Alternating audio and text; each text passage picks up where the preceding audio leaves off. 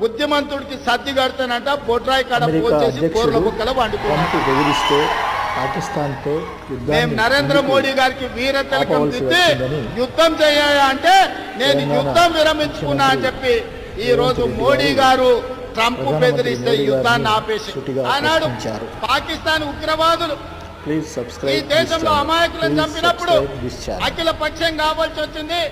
Congress party అండగా నిలబడాల్సిన అవసరం కనిపించింది. కానీ ట్రంప్ బెదిరించగానే నువ్వు యుద్ధాన్ని విరమించుకున్నప్పుడు అఖిల పక్షాన్ని ఎందుకు పిలవలేదని మేము సూటిగా అడుగుతున్నాం ఈ దేశ ప్రధానమంత్రిని.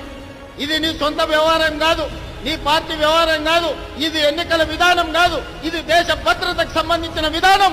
దేశ భద్రత విషయంలో యుద్ధం చేయాల్సిన సమయంలో యుద్ధం విరమించడం ద్వారా 140 కోట్ల భారతీయుల యొక్క ఆత్మ గౌరవాన్ని ట్రంప్ దగ్గర తాకట్టు పెట్టొచ్చి ఇవాళ గొప్పల కోసం ఉపన్యాసాలు బీజేపీ వాళ్ళు ఇస్తున్నారు తప్ప ఈ దేశ భద్రత పట్ల వాళ్ళకు పట్టింపు